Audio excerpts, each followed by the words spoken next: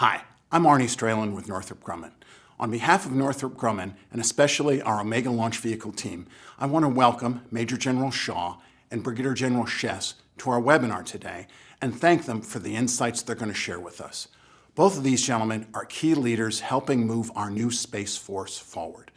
We at Northrop Grumman are excited to move forward with them, especially in the area of assured access to space with our new Omega launch vehicle system. With the completion of Stage 1 and Stage 2 static fire testing, Omega is now on schedule to replace the Russian RD-180 rocket engine, providing a key step forward in our nation's launch future. Today, we are manufacturing flight hardware at Northrop Grumman and subcontractor facilities across the country, and we remain on schedule for our first launch in spring of 2021. We are excited to provide these capabilities to our nation and look forward to hearing from Major General Shaw and Brigadier General Schiess today. Thank you. Good afternoon, everybody, and welcome to today's webinar. The topic today is Space Force. We're going to be looking at it from a space operations point of view, and there is a tie-in to this past weekend's successful launch of NASA and SpaceX's Demo 2 mission. My name is Brian Berger, and I'm the editor-in-chief of SpaceNews. I want to take a moment before we get going to thank our sponsor for today's webinar, Northrop Grumman. With that, I'm going to turn it over to Sandra Erwin to introduce our panelists and get us started. Sandra? Hello, good afternoon, everyone. Thanks, everyone, for joining us. We're happy to have you, and we'd like to welcome our panelists. Good afternoon, General Shaw, Major General John Shaw, joining us from Vandenberg Air Force Base. Welcome. Can you hear us? I can hear you. Can you hear me, Sandra? Perfect.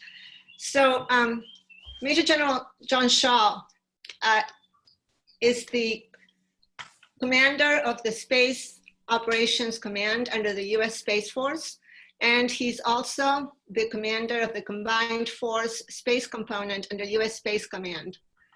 So General Shaw, I'm sure that this was a very exciting weekend. You commanded the Task Force 45 that was responsible for being on alert in the event that the NASA astronauts had to be rescued. So I guess maybe if you wouldn't mind walking us through what happened with this launch, and also telling us more broadly, in the Space Force, I'm sure a lot of people ask you, what do you do in the Space Force? And I'm sure you tell them, everything that you do. We provide satellite communications, you provide GPS, you provide missile warning, you provide weather services, but not a lot of people understand that you also provide support for human spaceflight. So maybe walk us through the mission on Saturday and what were some of your big takeaways? Thank you. All right. Well, thanks, Sandra, and thanks, Brian, and thanks to Northrop Grumman also for hosting this, and greetings from Vandenberg Air Force Base here on the beautiful central coast of California. Wonderful to join with you. Thanks for this opportunity. Wow, you asked me a lot of things there up front, Sandra, so I guess I'll talk for a little bit. Hey, let me first say, it was not only a really incredible weekend, it's been an incredible month. The month of May of 2020. Not only did we have Demo Mission 2 and Dragon over the weekend, a lot of us are paying attention to, but earlier this month we launched an X-37 from Cape Canaveral as well. We spent the entire month of May with an open window for people in the Air Force to potentially transfer into the Space Force. That window closed last night at midnight, and now I think our personnel experts are going through the process of seeing who applied and who do we have that may be a candidate to transfer into the Space Force.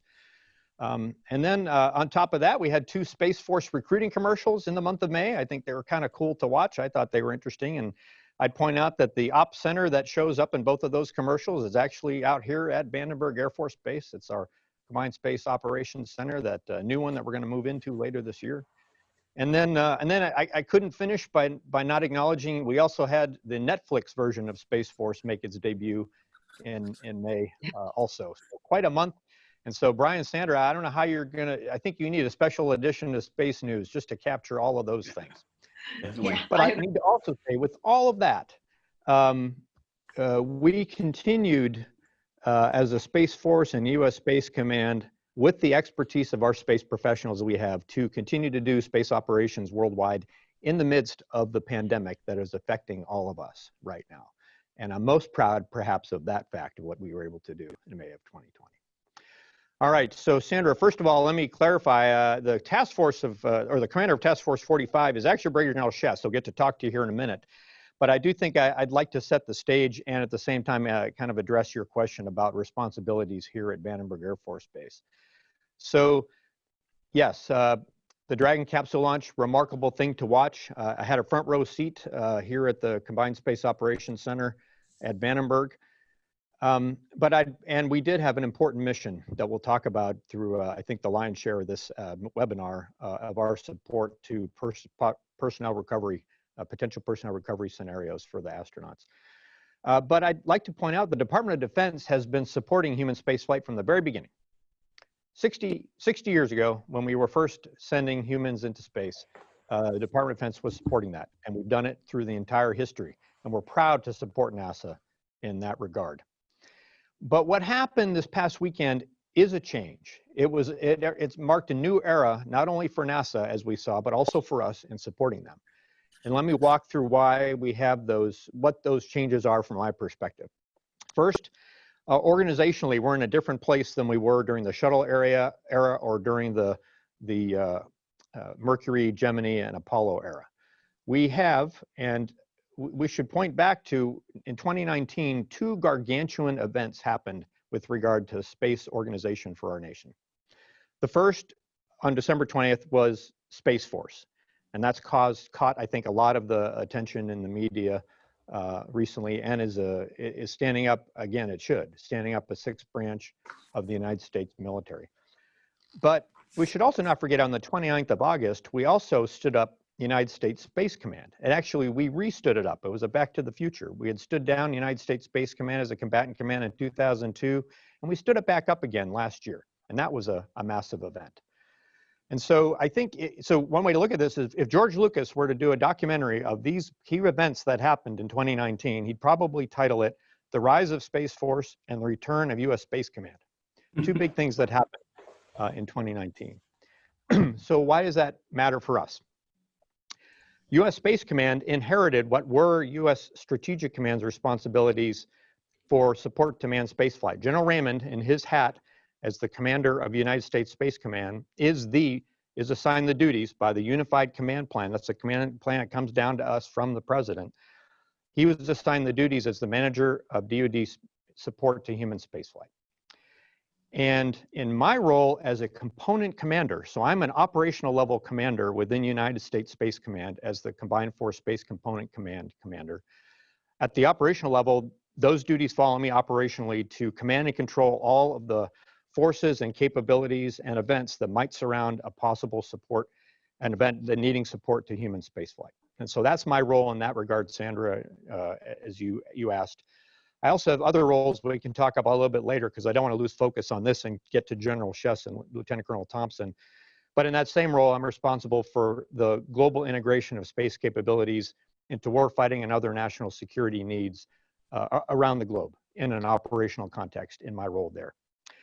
I also work for General Raymond in his other hat as the Chief of Space Operations, as the Commander of Space Operations Command, which was what 14th Air Force was redesignated as. There was a lot of paperwork that went on at the end of December of last year. I was a 14th Air Force, numbered Air Force commander in the Air Force. When Space Force stood up, I became the commander of what we called Space Operations Command. And that means all the space forces that are presented to United States Space Command fell under me in that regard as well. And that includes the 45th Space Wing and Det 3, whom you'll hear from today. And those are service capabilities that are presented.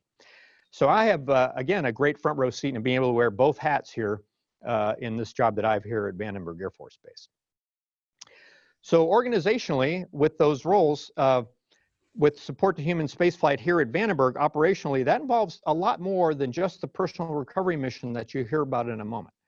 We've been supporting human spaceflight for decades, even during the shuttle era and even during the post-shuttle era, by providing space domain awareness to the International Space Station.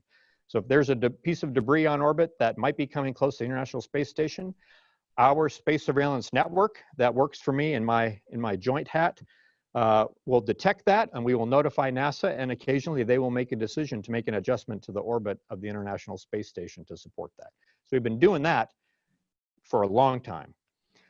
But there are other pieces with regard to this recent launch that are beyond just what was done down in Florida that were worldwide. We actually set up some SATCOM networks to enable the personal recovery forces that might be needed globally to allow them to be able to talk.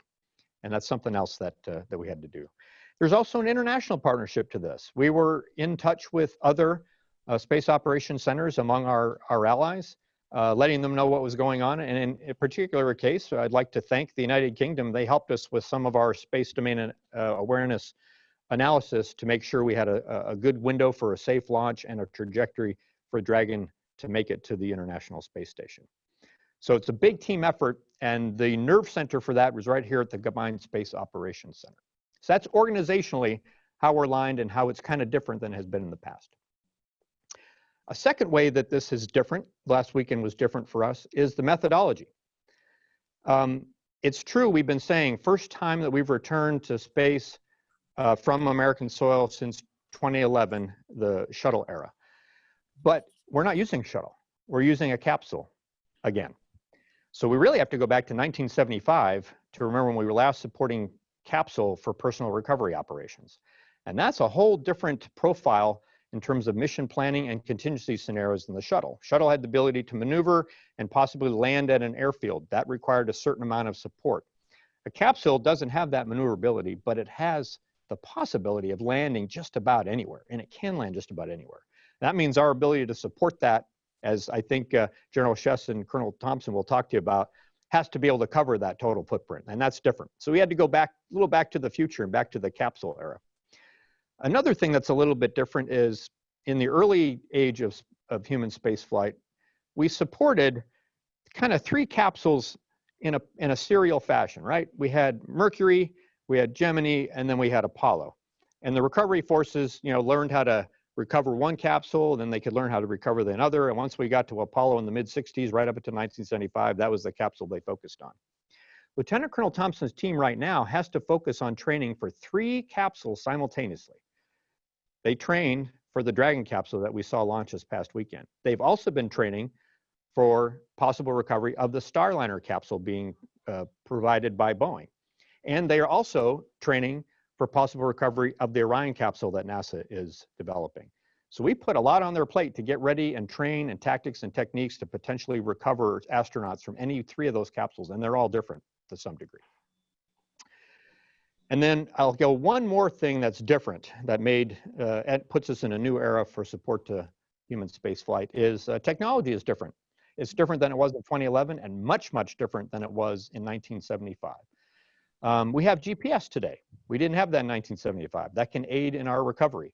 We have SATCOM networks around the globe that are much more robust than we had in 1975 to enable a global footprint for possible recovery and a rescue operation. And we also have C-17s. We didn't have those in 1975, and they provide a speed and a global reach and the ability of a platform to deploy pararescue forces from that platform that we didn't have in 1975. You put all these things together that I just laid out, yes, we're in a new era of support to human spaceflight. We're very proud to be part of that team supporting NASA. And with that, I'd like to actually turn over to Brigadier General Schiess. Now, just let me introduce him by saying I did put General Schiess in charge of Task Force 45, and he's in charge of those personnel recovery forces worldwide to conduct those operations as needed. And then I would, from an operational perspective, would provide him any other support he needed from other combatant commands that we coordinate with or other forces.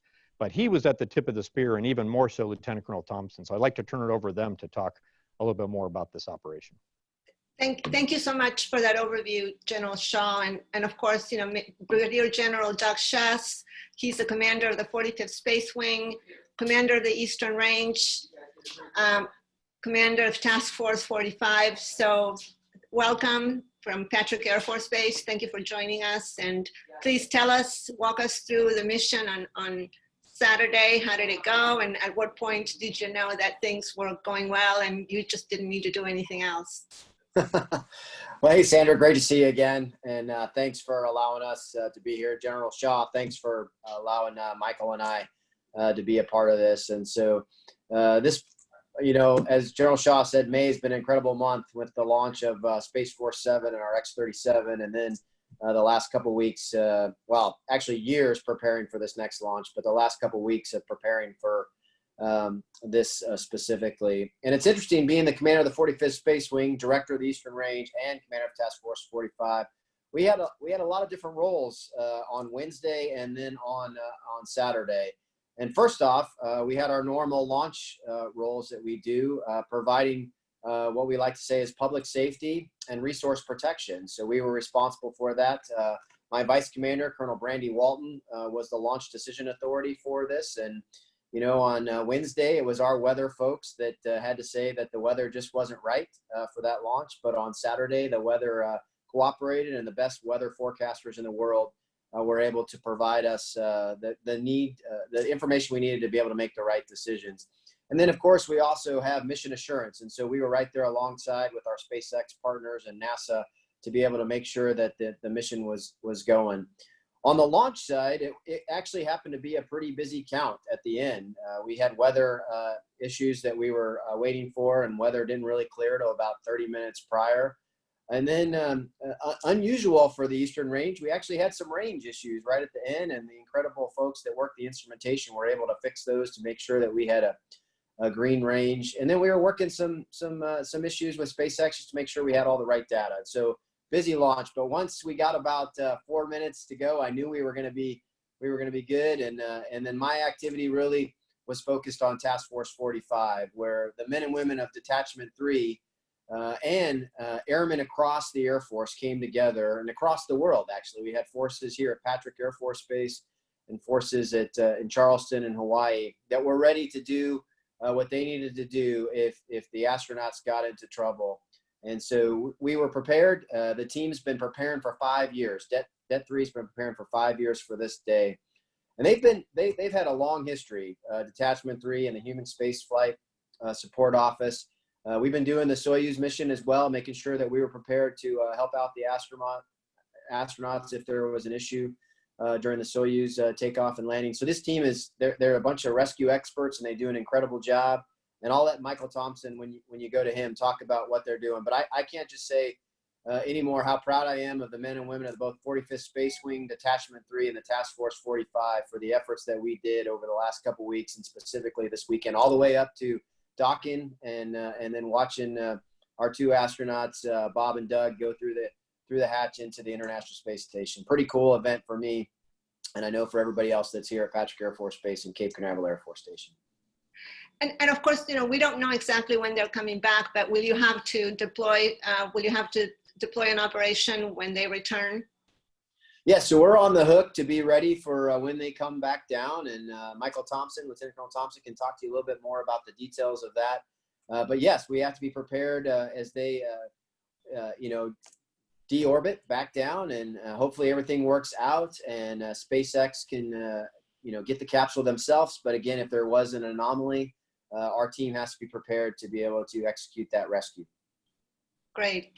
So before we go to Lieutenant Colonel Michael Thompson, the commander of the 45th Operation Group, Detachment 3, there's a video that we'd like to show that kind of shows what you guys do. So if that's okay, let's just go and see the video first. That's perfect. With the retirement of NASA's shuttle program in 2011, the U.S. has not seen human spaceflight from its soil in almost a decade.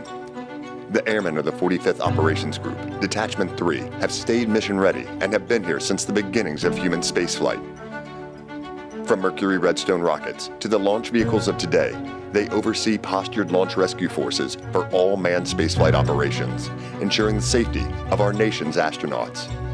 Leading up to the return of human spaceflight, the team has been training and working with SpaceX, NASA, and Boeing to prepare for any type of launch rescue contingency.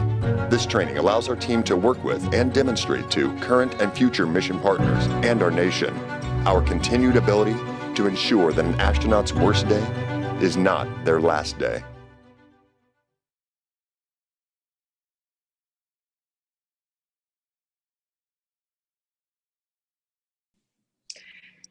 Thank you, Lieutenant Colonel Michael Thompson.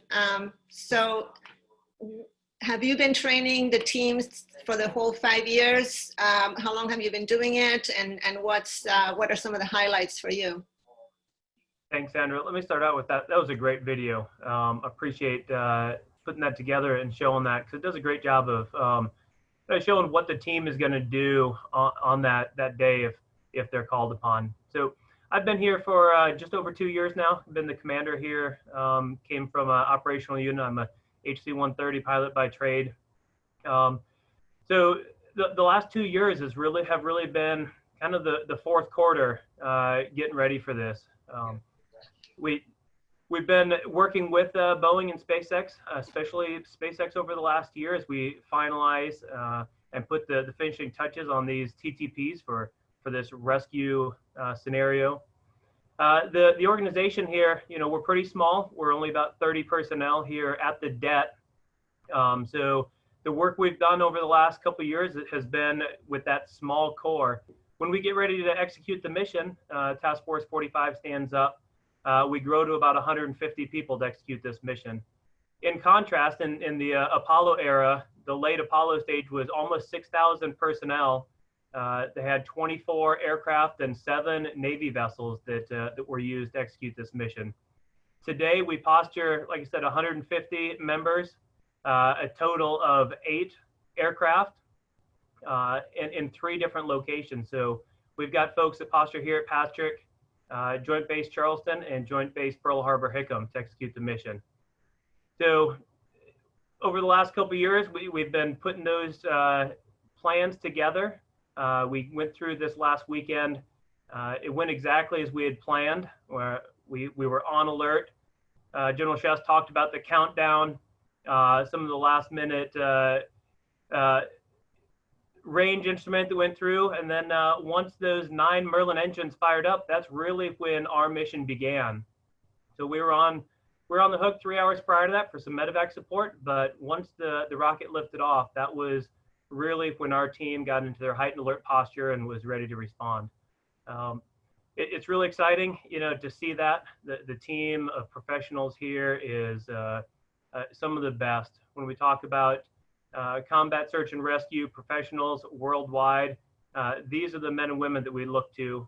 The same pararescue men that are saving lives in the combat theater in Iraq, have been in Afghanistan doing global ops. Those are the same pararescue men that are here executing this mission. So it's really exciting to be part of this mission, part of history again, and ensuring the safe return of our astronauts. Right, the rescue motto in combat is the same as civil search and rescue, and the same as here. These things we do that others may live, right? And it's humbling to be part of that culture and to execute this for the nation. So, Colonel Thompson, have you already been training with the Starliner vehicle? I know we still don't know when they will fly, but how is that preparation going? We have been. So last April, we conducted a large exercise. It was kind of a capstone event.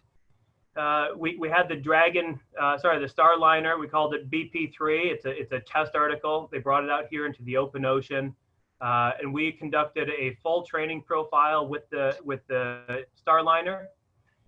Like General Shaw had mentioned, each of the capsules is unique. So the way we egress the astronauts from the Dragon is different than the Starliner, which is different than the Artemis or the Orion capsule, where we actually do nominal end emission as well as contingency rescue. So we're ready for Orion, we're ready for the Starliner, and we showed we're ready for the Dragon. Mm-hmm.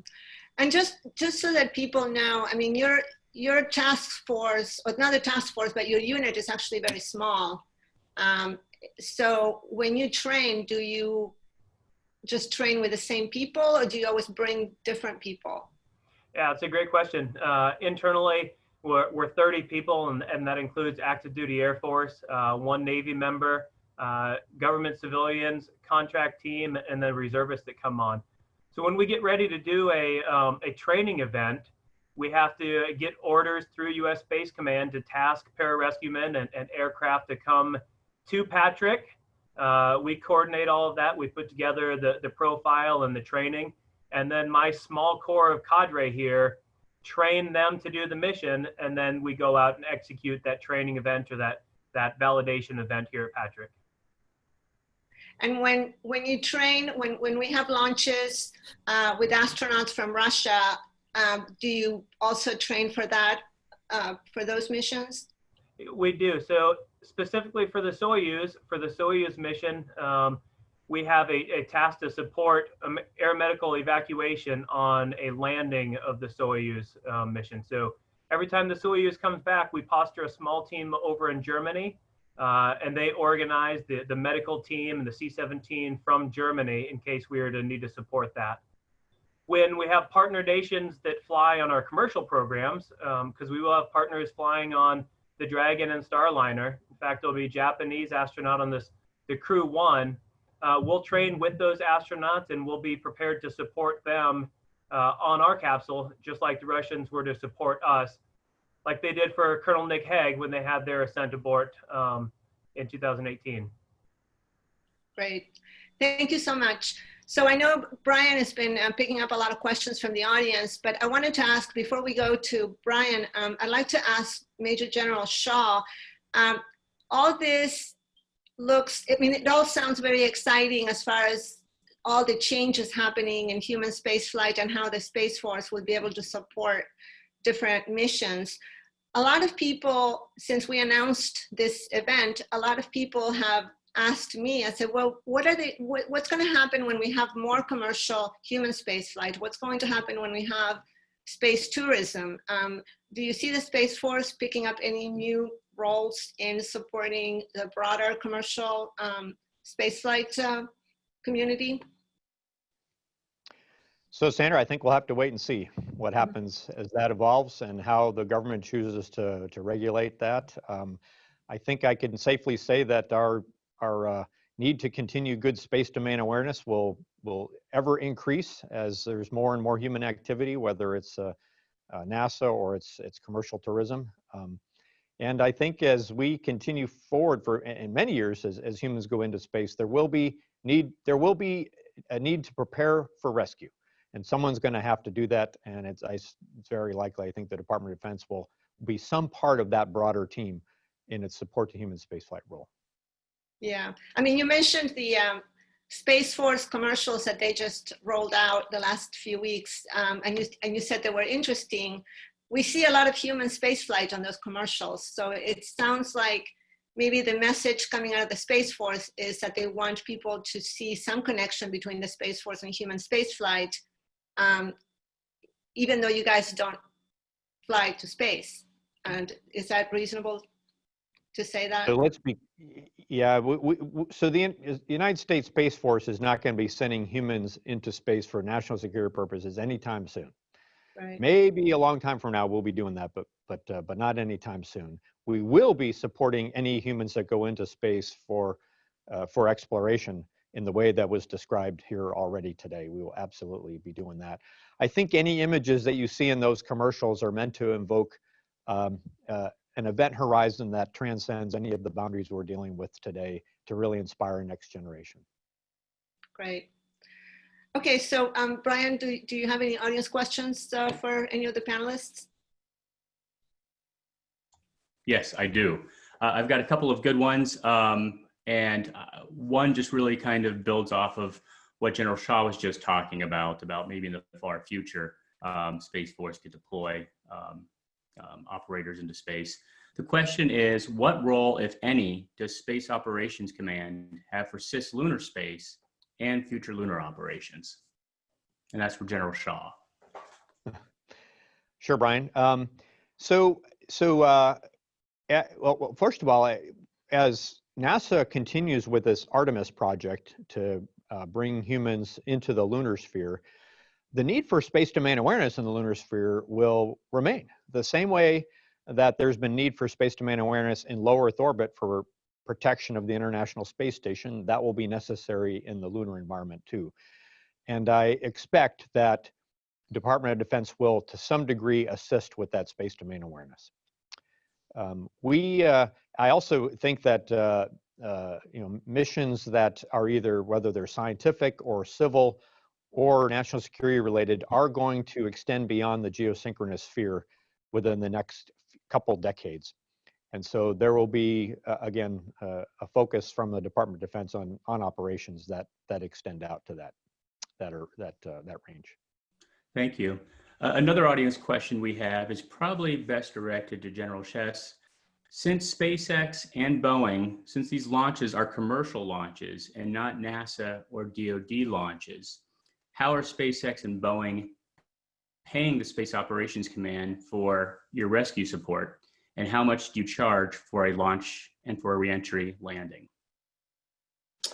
Yeah, so I'll start that, and then I'll probably pass it to Lieutenant Colonel Thompson. But all of our activities that we do here at Cape Canaveral Air Force Station and our sister wing out at Vandenberg, when we work with commercial entities, we do charge them for some of the activities that they do. I will say and I used to be in this business about 8 years ago, and then came back. We have really done a great job of trying to get those costs down and trying to only charge them for the things that they need to be able to do their mission for any commercial, not just a commercial manned flight, but any kind of commercial operation. But specifically for the DoD rescue forces, one, we try to do a lot of training in that, and so we can use a lot of the training funds and things to do that. But we do have to provide that information and those costs to NASA, and then they work that out with SpaceX. But I'll pass it to Lieutenant Colonel Thompson to see if he has any more direct, specific information on that. Yes, sir. Not a whole lot extra to add there, Brian. The primary thing here is that all of the orders and the DoD support for the rescue side is on a non-interference and reimbursable basis.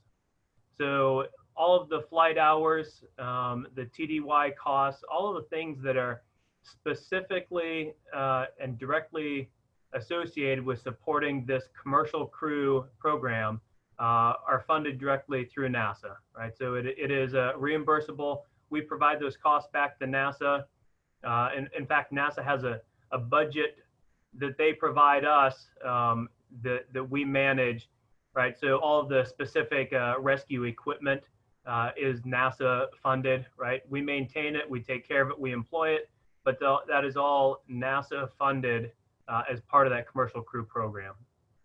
Colonel, while we're on that topic, to give people a sense of just how many people are involved on mission day, I'm assuming that you've got a team of about 150 people who are ready to deploy to the landing site in the contingency operation, and they have to get there within a certain amount of time, and you can talk to what that envelope is, as fast as or as long as. But you've got 150 folks, if I'm not mistaken, and they have to be ready to go. They had to be ready to go last week, both on Wednesday. And then when the all clear sign was given that they weren't launching, you had to be ready again on Saturday. Is that correct? That's for the Lieutenant Colonel. Okay, yeah, it is. So those 150 people are between 3 different locations, actually more than that, right? Because that includes, I've got an LNO that works down at Johnson Space Center. So he's sitting right next to the NASA landing support officers. I had a member sitting up at NASA next to their recovery director up at NASA. And then we've got personnel at Charleston and Hickam as well. So it's not 150 all going to one location. The actual recovery operation is going to be quite small, and depending on whether it's here at Patrick or someplace else, right? You've got 11 members supporting a C-17, and then a 9-man Guardian Angel team along with them. So the force for employment is actually quite low, right? So here locally, we've got a tighter response, or a shorter response timeline than the C-17s do. And that's because the C-17s, we maintain an alert posture all the way from launch, all the way till they get the spacecraft docked and the hatch open. Anytime along there could be an anomaly which would require the capsule to return. So those forces are on alert that entire time. which means that their response, is within probably an hour for takeoff, and then however long it takes to get anywhere on the globe. So it definitely is going to differ based on the splashdown location. Sure. Thank you. So Major General Shaw, a question for you. You mentioned that the Space Force is trying to inspire people, inspire the next generation. What in the last month you've been hearing from airmen that were invited to transfer to the Space Force? What have you heard from them? Are a lot of airmen? I know we heard numbers like 6,000, 7,000. I mean, how many do you think are going to be transferring? Are you transferring? Are we going to see you in blue threads? All right, so I will confess up front that I did sign my transfer application form at the beginning of May and sent it to the Pentagon. And so now I have to wait and see if my offer to resign my commission in the Air Force and then accept a commission in the Space Force will be accepted. And I have had numerous conversations with airmen, both enlisted and officer, over the month of May, asking about what does this mean? Should I do this or should I not? And those were all interesting conversations, and most of them were about what are you passionate about and what do you want to do? Life is short. I did the math. Life is short, and so how do you want to spend your time in service to our government, and how do you want to spend your time? And so those are the kinds of flavors of the conversations that we had. As for numbers, I do know that thousands have put in applications. We do have a need for thousands. And so I know, as I mentioned at the beginning, I know our personnel experts at the Pentagon are probably processing all these applications now as we speak. And the process will be one of, it isn't just simply numbers, right? It is, did we get the right number of cyber professionals applying and the right number of intel professionals applying that we're going to need in the Space Force? And then it's even it's complicated even further by the where are they in their careers? Did I get enough lieutenants? Did I get enough majors? Did I get enough senior NCOs? And so it's going to be a big collation process to see where we end up. But I will say it's kind of remarkable that we are, the Space Force is less than 6 months old, right? It was born on the eve of the winter solstice, and we aren't even close to the summer solstice yet. And yet here we are, people applying to come into the Space Force. And we've made some decent progress in the last less than 6 months that is I think, pretty good considering. And it's only the beginning of a much longer journey of standing up this service. That's great, thank you. So General Schiess, any comments on that? What are you hearing from your people, and are you moving to the Space Force? So Sandra, I decided to do my form on May 1st. And so the first day that I was eligible, I did my form. I, like General Shaw, sent that off to the Pentagon and am waiting to see what the Secretary of the Air Force and the Chief of Space Operations say with that. And obviously, we have to be confirmed by the Senate as well. And so looking forward to eventually wearing the blue threads on this uniform and seeing what's happening. When I talk to folks, and we primarily have operators here, program management and acquisition folks, and a little bit of cyber folks, and mostly very excited about the opportunity. But just like General Shaw said, it's what did they join the Air Force to do? What do they want for their outlook? I'll be honest, I was excited, but it was a little interesting. This month is my 28th year from when I was commissioned a second lieutenant, and so there was a little bit of, hey, I've been in the Air Force for a long, long time, and I know that we'll still be a part of the Department of the Air Force, and so I've had many of those same conversations that General Shaw. But I think overall, there's mostly an excitement, and we're looking forward to. And we have to remind ourselves, just like General Shaw said, that we're only 6 months old, or less than 6 months old, and so I think there's a lot of, hey, what are things going to be like? What are we going to be called? Those kind of things. But when we look towards the future and we think about the importance that we have and the things that we have to do to be able to protect our interest in space, most people are pretty excited about that. Great, thank you.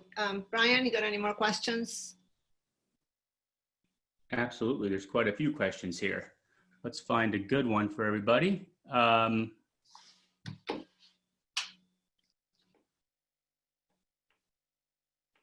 I had one just a moment ago. Give me a second here. I will find it.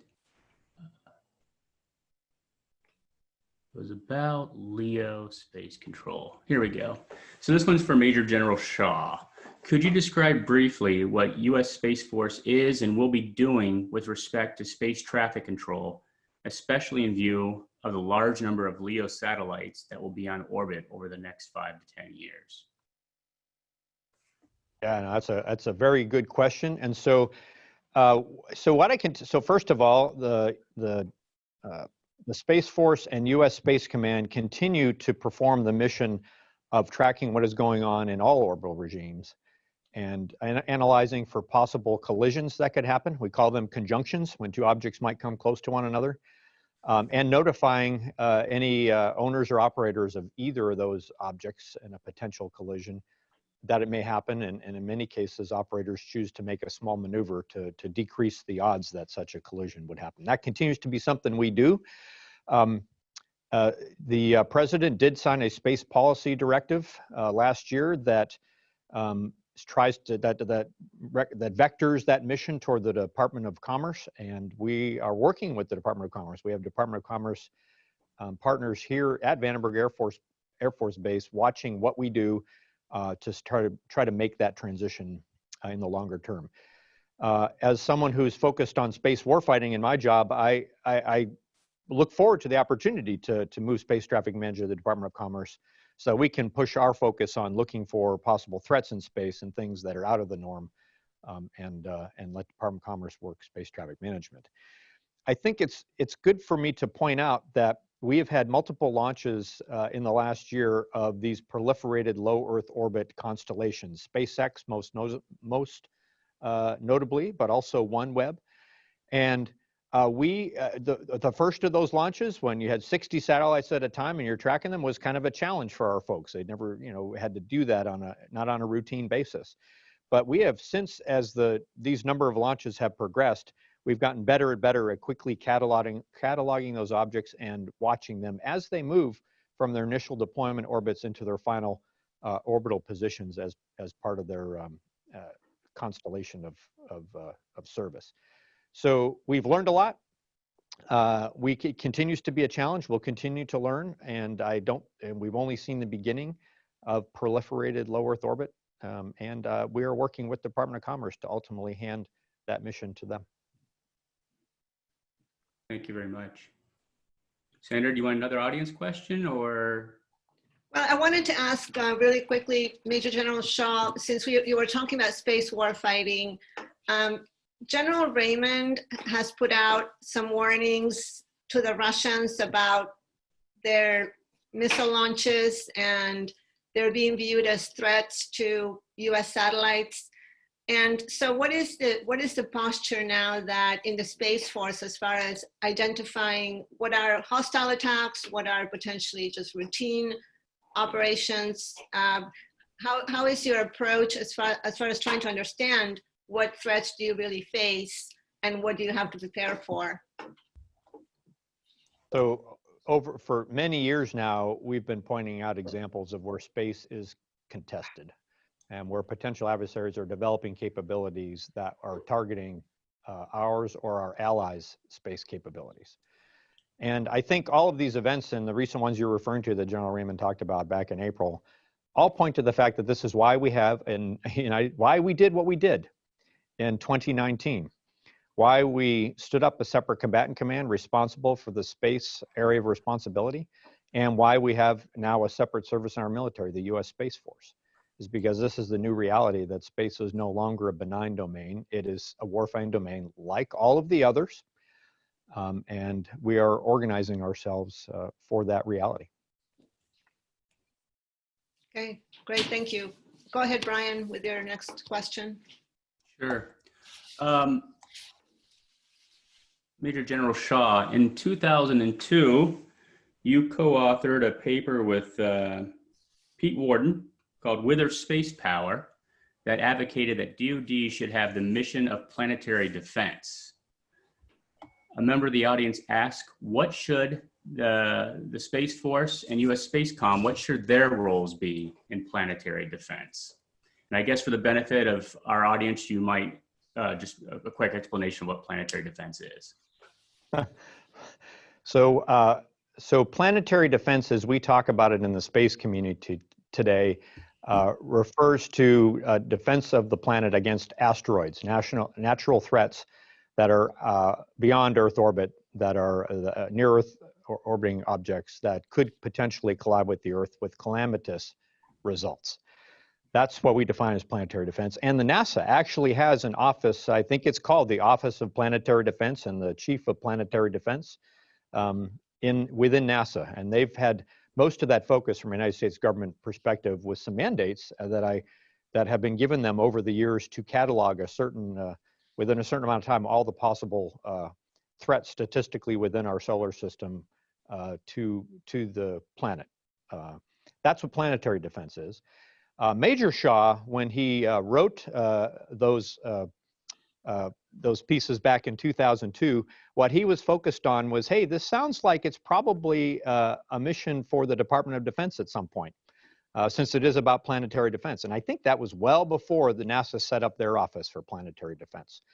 Major General Shaw would say today that we're happy to team with NASA in that regard. I think that there is a lot of synergy between what we are attempting to do to better understand the space domain within the cislunar sphere, space domain awareness for national security purposes, and what NASA has done to try to catalog objects within the solar system, a better awareness of potential threats, and then being part of a much broader team in terms of remediation to threats or emergency response to an event that might happen. What I mean by that is if a small asteroid or meteor did hit the Earth, there would be some sort of emergency management response on the part of our nation to support wherever that landed, and the Department of Defense would be happy to be a teammate in that regard. Thank you. I wanted to ask really quickly, I got somebody emailed me a question for General Schiess.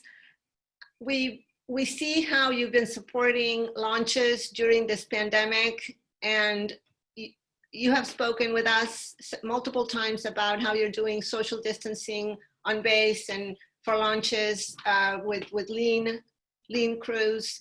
So now we have the month of June coming up, in July, you have some big missions coming up. I understand you're going to have another more Starlink launches. You're going to have GPS 3, the Mars 2020 launch for NASA. So things are not going to be slowing down that much. So how are you preparing, and how is the situation as far as trying to support these launches under restricted health conditions?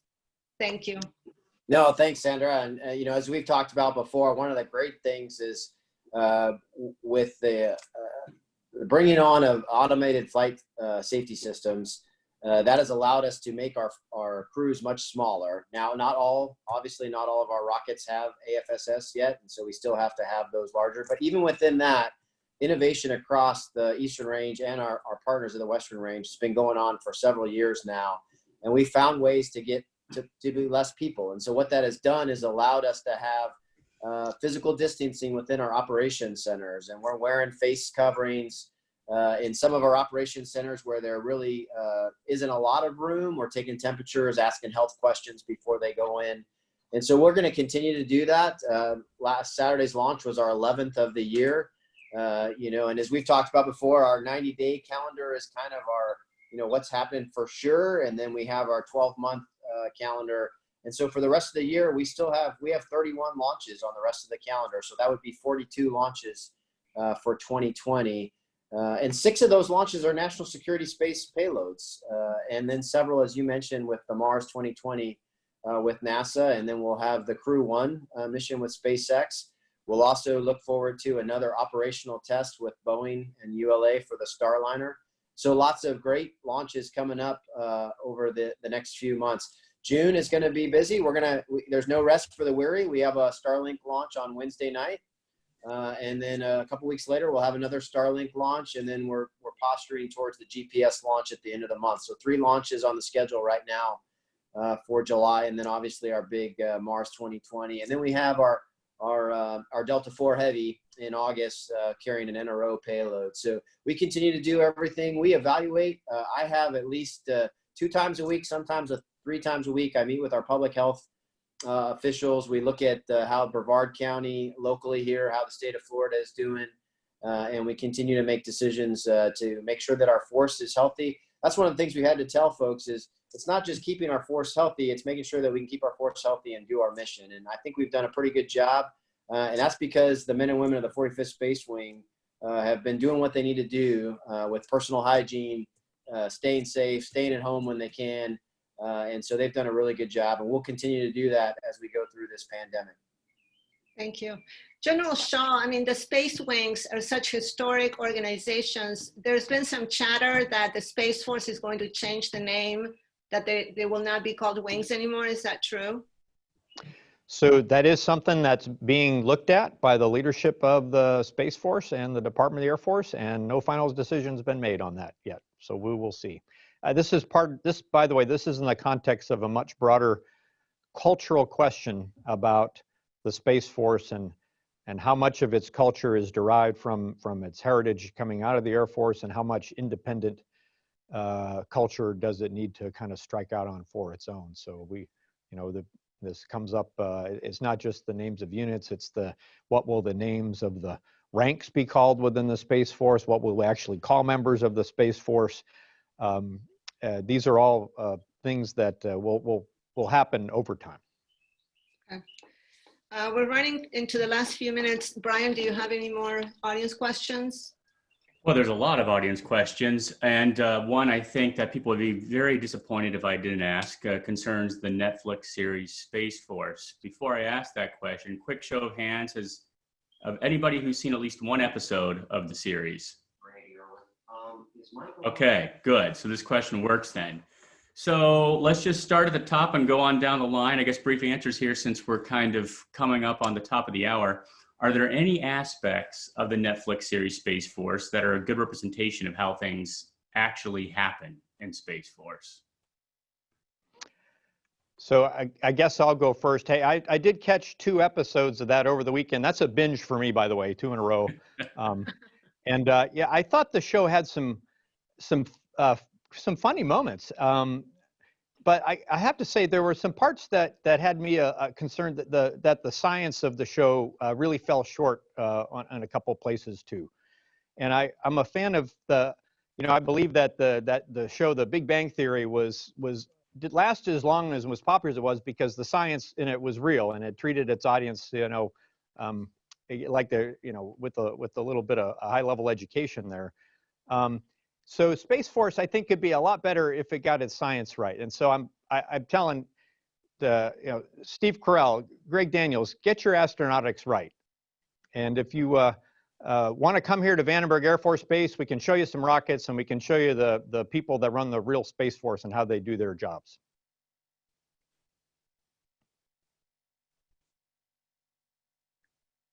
Well, for me, I binge watched 2 on Friday when they came out, and then 2 again on the weekend. So I'm up to 4. I think they're getting a little bit better as they go along. I've gotten lots of questions about whether I sing Kokomo when I'm stressed out, and I don't. But maybe Michael has some other stories of things that I do when I'm a little bit stressed. I agree with General Shaw. I think there's some science part that they could get better a little bit, but it is interesting. I like to make fun of myself, and so watching this is something that's kind of funny. I've recently started watching the walls as they walk by. I saw General Chilton's picture the other night, and so I've started to look, and I'm looking for General Shaw's picture. I haven't seen it yet, but I'm hoping that they're actually doing some more of that. So I enjoy the show. But I do think a little bit more on the accurate science would be a little bit better. And then we'll ask the Rescue Forces guy, Michael, what he thinks about Space Force Netflix. So. Well, thanks, sir. Right, I am a rescue guy, not a space guy. So whether there's some things there they're incorrect or not, I can't speak to that. But I'll say one thing. Came out this morning. The 45th Space Wing somebody sent out an email with a bunch of pictures from the launch over the weekend, and one of the pictures was interesting. It had the rocket in the background, and in the foreground was a tortoise, right? And so the first thing I thought of was out there picking up the lizards, and I thought, right, is that something to do with the turtle? Is it something to do with the scrub jay or something out of Vandenberg? I don't know, but I definitely laughed when I saw that tortoise, because I instantly thought of, all right, who's out there picking up all the tortoise to make sure they don't get scorched in the launch? So I think that was one of the humorous things that I think that I applied here. Thank you for that. So I myself have only gotten through the first 3 episodes, so there's still questions to be answered. Sandra tells us that she has watched all 10. Yes, I have. You're a fan. Yeah. It's very funny. What can I say? It's funny. Yeah. Do you want to bring us home with a question about the real Space Force? Even though I think they took that didn't they take that Twitter handle? Aren't they called the real Space Force on Twitter? And you guys are Space Force DoD. That's okay, fine. But Sandra, do you want to bring us back to reality? Of course. Yeah, I wanted to, since we have a few minutes left, I wanted to maybe get all of you, if you would like to weigh in. General Shaw, I mean, people that are excited about the Space Force, I know we hear a lot about how much interest there is, people that want to join. There's still some questions, you know, like, are you going to be more like the Air Force, or are you going to have more of a joint flavor at some point? Are you interested in bringing in folks from other services?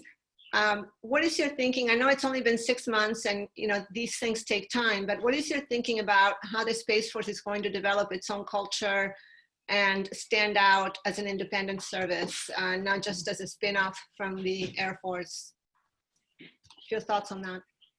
Yeah, Sandra. So I think one of the fundamental tensions or balances that the Space Force will have going forward is a balance between integration with the other services and warfighting and its own independence. It has to do both, and that's a balance. Yeah, I've said before, I think you've heard me say that on the periodic table of military capabilities, we need space to be carbon, right? It has to be that element that bonds with everything else. If there's a soldier on the ground or a sailor at sea or a Marine, I mean, whatever they're doing, space has to assist that warfighter. And so we can't be a noble gas off to the side of the periodic table. We've got to be there and help. And that's integration. And we need to do that at all levels. And we need to be thinking about that's the only way that's the way space has to be moving forward. But at the same time, we have to be able to think independently. And there, you know, when the Air Force came out of the Army, one reason it came out of the Army, and we saw that develop over a longer period than really the stand-up of Space Force, it was independent thinking about air power that extended beyond just the battlefield, that think about it strategically in different ways of thinking about how air power could be used in national security means that worked in conjunction with the other domains. The Space Force can have to do that too, develop its own culture, its own doctrine, its own thinking. The space environment is different than the other domains, and we're going to have to do that. And I think you will see that as the Space Force goes forward will be this balance between these two things that we have to do both. So I hope that helps to answer your question where I think Space Force is going. Yes, thank you so much. How about you, General Schiess? I know you have, I mean, you're an operator, but you must have some thoughts about the future, and where would you like to see the Space Force going forward? Yeah, I think we're off to a good start, and I think that we do have to build our own culture, and I think we've been doing that. We've you know, Air Force Space Command has a history, and we need to build on that. I have been fortunate to be one of the folks that have deployed in a space job to integrate space capabilities into the fight as the Central Command Director of Space Forces, and saw how critical that is to all of our other domains. And so as General Shaw says, I think we have to be able to make sure that we don't separate so much that we're not tied in. And I don't think we're on that track. But I do think as you asked about names and different things, I think we have to chart our own course, and we have to be able to build on that, to build our culture, our own doctrine, and how we do things, we do things a little bit differently, and I think we're going to continue to do that, but with the mindset that we're all part of a joint team, and that we have to provide those effects and those integration with our other sister services.